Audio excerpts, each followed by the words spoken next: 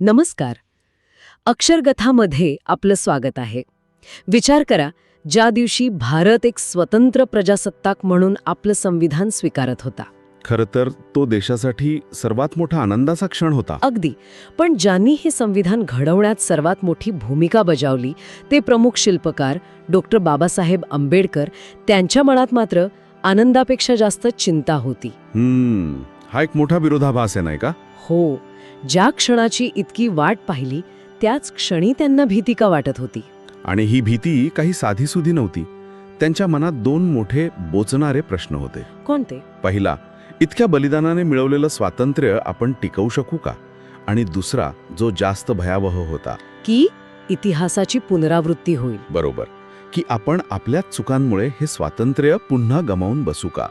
हेच प्रश्न त्यांच्या 25 नोव्हेंबर 1949च्या भाषणाचा आत्मा आहेत. आणि त्यातलाच एक इशारा आजही आपल्याला आठवतो.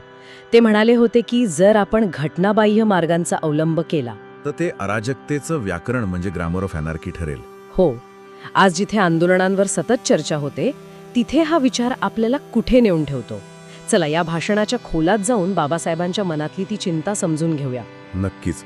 पण आधी आपण या भाषणाचा संदर्भ समजून घेतला पाहिजे. अच्छा.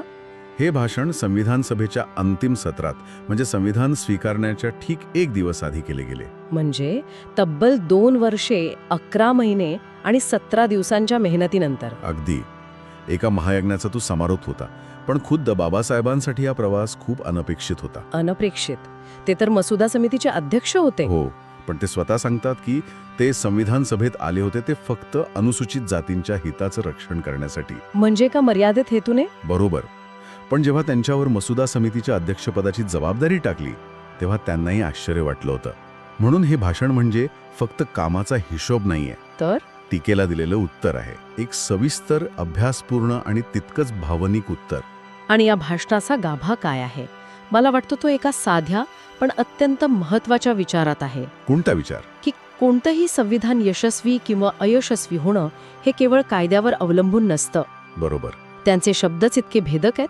ते म्हणतात संविधान कितीही चांगलं असलं तरी ते राबवणारे लोक जर वाईट असतील तर ते वाईटच ठरेल. आणि याउलट संविधान कितीही वाईट असलं तरी चालवणारे लोक चांगले असतील तर ते चांगलं ठरू शकतं. खरंय. म्हणजे ते जबाबदारी थेट आपल्यावर, नागरिकांवर आणि राजकीय पक्षांवर आणून ठेवतात. अगदी. आणि याच सोबत त्यांनी भारताच्या भविष्यापुढील सर्वात मोठ्या धोक्याकडे बोट दाखवलं, एका मोठ्या विसंगतीकडे. ही विसंगती म्हणजे नेमकी काय? म्हणजे बघा, राजकीय जीवनात समानता. एक माणूस, एक मत, एक मूल्य. बरोबर. पंतप्रधानांच्या मताची किंमत आणि एका सामान्य नागरिकाच्या मताची किंमत सारखीच. पण त्याच वेळे सामाजिक आणि आर्थिक जीवनात तिथे भीषण विषमता. अगदी. तिथे एक माणूस, एक मूल्य हे तत्व आपण नाकारत होतो. समाजात माणसाची किंमत त्याच्या जातीवरून आणि पैशांवरून ठरणार होती. म्हणजे एकाच देशात 2 वेगवेगळी आयुष्य जगायची. राजकारणात समान पण समाजात असमान. आणि हा विरोधाभास लोकशाहीसाठी किती घातक ठरू शकतो याचा इशारा त्यांनी दिला होता. ते म्हणाले होते की जर ही विषमता आपण लवकर दूर केली नाही तर या विषमतेने ग्रासलेले लोकच लोकशाहीची ही संपूर्ण रचना उद्ध्वस्त करतील. चला या भाषणातील एकेका मुद्द्याला जरा खोलात जाऊन बघूया. याची सुरुवातच टीकेला उत्तर देण्यापासून होते, नाही का? हो. पहिली टीका होती की संविधान बनवायला खूप वेळ लागला. यावर बाबासाहेबांनी शांतपणे इतर देशांची उदाहरणं दिली. अमेरिकेला 4 महिने लागले, कॅनडाला 2 वर्षे 5 महिने, तर ऑस्ट्रेलियाला तब्बल 9 वर्षे लागली. हो. या तुलनेत भारतासारख्या खंडप्राय आणि गुंतागुंतीच्या देशासाठी लागलेला वेळ जास्त नव्हता. आणि कामाचा आवाका पण खूप मोठा होता. अमेरिकेच्या संविधानात फक्त 7 कलमं आहेत. तर आपल्या संविधानात 395 कलमं होती. आणि तो दुरुस्त्यांचा आकडा तर अविश्वसनीय आहे. बरोबर. एकूण 7,635 दुरुस्त्या सुचवण्यात आल्या होत्या. 7,500 जास्त. आणि त्यापैकी जवळपास 2,500 मुद्द्यांवर अक्षरशः शब्द न शब्द लढवला गेला. बरोबर. प्रत्येक पैलूवर चर्चा झाली. म्हणजे हे घाईघाईने केलेलं काम नव्हतं. मुळीच नाही. याच संदर्भात मसुदा समितीवर एक उपरोधिक टीका झाली होती की ती ड्रिफ्टिंग कमिटी आहे. म्हणजे दिशाहीन समिती. जणू काय ती भरकटत चालली आहे. आणि यावर बाबासाहेबांनी दिलेलं उत्तर खूप सुंदर आहे. हो. ते म्हणाले ही दिशाहीनता नव्हती तर सर्वोत्तम पर्याय शोधण्यासाठी केलेली मास्टरी सहितची भटकंती होती. वाह, म्हणजे आम्ही भरकटत नव्हतो, तर विचारपूर्वक मार्ग बदलत होतो. अगदी. एखादा निर्णय चुकीचा वाटल्यास तो मागे घेऊन अधिक चांगला पर्याय स्वीकारण्याचा प्रामाणिकपणा आमच्यात होता. हे भरकटणं नव्हतं. तर लोकशाही प्रक्रियेचं ते जिवंत रूप होतं. बरोबर. टीकेचा दुसरा मोठा मुद्दा होता केंद्र राज्य संबंधांवर. आजही तो मुद्दा निघतोच. हो, की सगळी ताकद केंद्राच्या हातात दिली आहे आणि राज्यांना एखाद्या नगरपालिकेसारखं दुबळं बनवलंय. यावर काय म्हणाले ते? त्यांनी अत्यंत स्पष्ट भूमिका मांडली. ते म्हणाले की भारतीय संघराज्यात केंद्र आणि राज्य दोन्ही संविधानानेच निर्माण केली आहेत. म्हणजे दोन्ही सार्वभौम आहेत. आपापल्या कार्यक्षेत्रात राज्यांच्या अधिकारासाठी ती केंद्राच्या मर्जीवर अवलंबून नाहीत. पण मग आणीबाणीच्या काळात केंद्राला दिलेल्या अधिकारांचं काय? त्यांनी तेही मान्य केलं, पण त्यामागचा विचार महत्वाचा आहे. ते म्हणाले की हे अधिकार रोजच्या वापरासाठी नाहीत. फक्त देशावर संकट आल्यास. हो, तेव्हा नागरिकांची अंतिम निष्ठा ही राज्यापेक्षा राष्ट्राशी म्हणजे केंद्राशी असली पाहिजे. कारण केवळ केंद्रच संपूर्ण देशाच्या हिताचा विचार करू शकतं. या तांत्रिक मुद्द्यांवर उत्तर दिल्यानंतर बाबासाहेब भाषणाच्या त्या भागात येतात जो केवळ तेव्हासाठी नाही तर आज आपल्या सगळ्यांसाठी आहे. अगदी लोकशाही टिकवण्यासाठीच्या त्या 3 सूचना. त्यातली पहिली, अराजकतेचे व्याकरण टाळा. याचा अर्थ सरळ आहे. जेव्हा आपल्यावर अन्याय होत होता आणि दाद मागायला कायदेशीर मार्ग नव्हते, तेव्हा सविनय कायदेभंग, असहकार, सत्याग्रह हे मार्ग योग्य होते. ते क्रांतीचे मार्ग होते. बरोबर. पण आता संविधानानेच आपल्याला हक्क मिळवण्यासाठी शांततापूर्ण आणि कायदेशीर मार्ग दिले आहेत. मग त्या जुन्या घटनाबाह्य मार्गांचा त्याग करणं आवश्यक आहे. पण मग आजच्या काळात जिथे लोकांना वाटतं की व्यवस्थेकडून न्याय मिळत नाहीये किंवा खूप उशीर लागतोय, तिथे त्यांनी काय करायचं? हाच तर खरा प्रश्न आहे. बाबासाहेबांचा मुद्दा आंदोलनाविरुद्ध नव्हता, तर घटनाबाह्य मार्गांना ग्लोरीफाय करण्याविरुद्ध होता. अच्छा. त्यांचा भर घटनात्मक नैतिकतेवर होता. जर प्रत्येक गट आपल्या मागण्यांसाठी रस्त्यावर उतरून देश बंद पाडू लागला, तर कायद्याच्या राज्याचं काय होईल?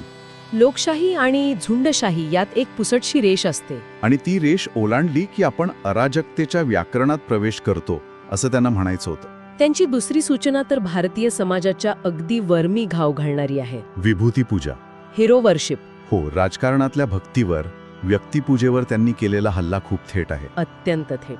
ते म्हणतात, राजकारणातील भक्ती किंवा व्यक्तिपूजा हा हुकुमशाहीकडे नेणारा निश्चित मार्ग आहे. महान नेत्यांबद्दल कृतज्ञता असावी, पण आपलं स्वातंत्र्य, आपलं भविष्य कोणा एका व्यक्तीच्या चरणी वाहून देशाचं नुकसान करू नये. त्यांनी ते आयरिश देशभक्ताचं उदाहरण दिलंय. ते खूप महत्वाचं वाटतं. हो, डॅनियल ओकॉनलचं. No nation can be grateful at the cost of its liberty. म्हणजे कोणताही देश आपल्या स्वातंत्र्याच्या बदल्यात कोणाप्रतीही कृतज्ञ राहू शकत नाही. आणि ते पुढे म्हणतात की ही सूचना भारतासाठी अधिक गरजेची आहे, कारण आपल्याकडे राजकारणात भक्तीचा जेवढा प्रभाव आहे तेवढा जगातल्या दुसऱ्या कुठल्या देशात नसेल.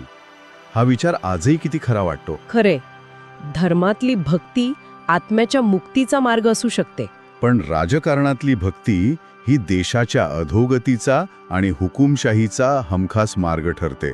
कारण जिथे भक्ती येते तिथे प्रश्न विचारणं संपतं. आणि जिथे प्रश्न संपतात तिथे लोकशाही मरते. आणि यानंतर त्यांची तिसरी आणि सर्वात महत्वाची सूचना येते, सामाजिक लोकशाहीची स्थापना करा. अगदी. कारण राजकीय लोकशाहीचा पायाच सामाजिक लोकशाही आहे. आणि मग ते सामाजिक लोकशाही म्हणजे काय हे उलगडून दाखवतात.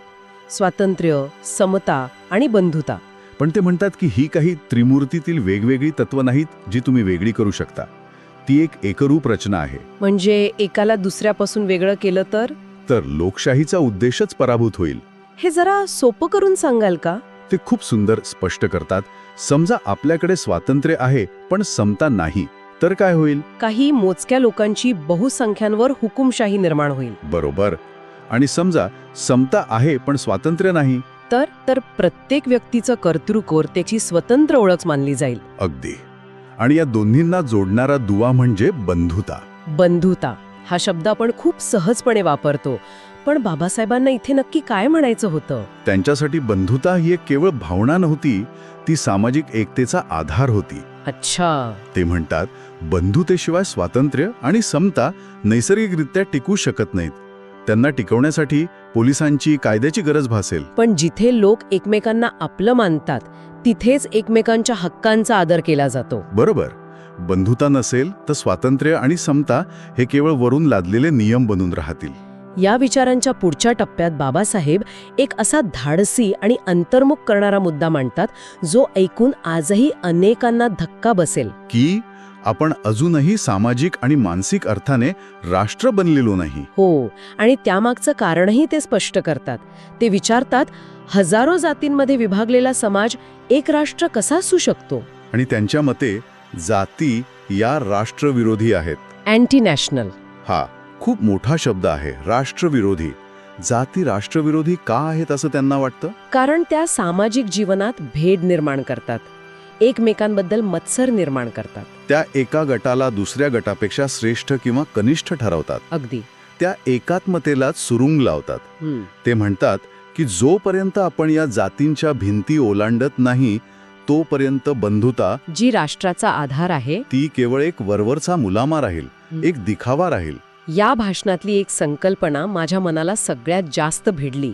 ती म्हणजे विरोधाभासी जीवन. Life of कॉन्ट्राडिक्शन्स. हो, ते म्हणतात 26 जानेवारी 1950 पासून आपण एक विरोधाभासी जीवनात प्रवेश करणार आहोत. हीच ती विसंगती आहे ज्याबद्दल आपण सुरुवातीला बोललो. राजकारणात समानता, पण सामाजिक आणि आर्थिक जीवनात विषमता. संसदेत एका गरीब माणसाच्या मताची किंमत आणि एका श्रीमंत माणसाच्या मताची किंमत सारखीच असेल, पण समाजाच्या उतरंडीत त्या गरीबाच्या आयुष्याची किंमत कवडी मोलाची असेल. आणि बाबासाहेब विचारतात, हे विरोधाभासी जीवन आपण किती काळ जगणार आहोत? यासोबतच त्यांनी इतिहासाचा एक महत्त्वाचा दाखला दिला जो आपल्या डोळ्यात अंजन घालणारा आहे. की भारताने आपलं स्वातंत्र्य बाह्य शत्रूंपेक्षा आपल्याच लोकांच्या विश्वासघातामुळे जास्त वेळा गमावला आहे. आणि ते उदाहरण देऊन सांगतात. सिंधचा राजा दाहर, ज्याच्या सेनापतींनी लाच घेतली.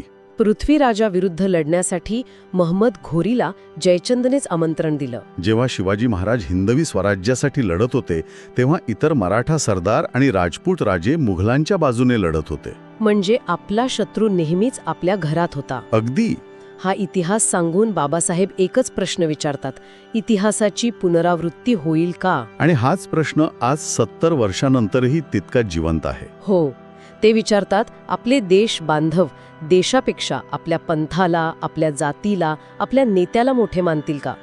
हा प्रश्न त्यांनी तेव्हा विचारला होता, पण तो आजही आपल्या सगळ्यांच्या काळजाला हात घालतो. भाषणाच्या शेवटी बाबासाहेब एका अंतिम सत्याकडे आपल्याला घेऊन जातात. की आता देश स्वतंत्र झाला आहे, त्यामुळे पुढे काहीही चुकीचे घडल्यास त्याची जबाबदारी आपल्यावरच असेल. आपण आता इंग्रजांना दोष देऊ शकत नाही. स्वातंत्र्य ही केवळ आनंदाची गोष्ट नाही, तर ती एका प्रचंड मोठ्या जबाबदारीची भावना आहे. आणि लोकशाही समोरील एक नवीन धोकाही ते ओळखतात की लोकांना आता लोकांनी चालवलेल्या सरकारपेक्षा लोकांसाठी असलेल्या सरकारमध्ये जास्त रस वाटू लागला आहे. म्हणजे सरकार आपलं भलं करत असेल तर ते कोणीही चालवलेलं चालेल, मग ते हुकुमशहा का असेना. आणि हा विचार लोकशाहीसाठी सर्वात घातक आहे. म्हणूनच हे भाषण ऐकल्यानंतर काही प्रश्न उरतात जे आपण प्रत्येकाने स्वतःला विचारायला हवेत. संविधानाने दिलेल्या अधिकारांचा वापर करताना आपण आपली कर्तव्य लक्षात ठेवतो का? जाती धर्माच्या आणि पंथांच्या भिंती ओलांडून आपण खऱ्या अर्थाने एक राष्ट्र म्हणून एकत्र आलो आहोत का? आणि सर्वात महत्त्वाचं म्हणजे डॉक्टर आंबेडकरांनी 70 वर्षापूर्वी सांगितलेल्या त्या विरोधाभासी जीवनातून आपण बाहेर पडलो आहोत की अजूनही त्याच गर्तेत अडकलो आहोत? हे प्रश्नच या भाषणाचं सार आहेत. आणि त्याची उत्तरं आपल्यालाच शोधावी लागतील. जर या कथा, हे विचार ऐकणाऱ्यांच्या मनात कुठेतरी घर करून राहिले असतील तर हा संवाद, हा विचार इतरांपर्यंत पोचवा. कारण अशा कथा जिवंत ठेवण्याची जबाबदारी आपल्या सगळ्यांची आहे. या व्हिडिओला लाईक करा, चॅनलला सबस्क्राईब करा आणि जास्तीत जास्त लोकांपर्यंत शेअर करा. आणि हो, डॉक्टर आंबेडकरांचे हे विचार पुन्हा एकदा हातात घेऊन वाचण्यासारखे नक्कीच आहेत.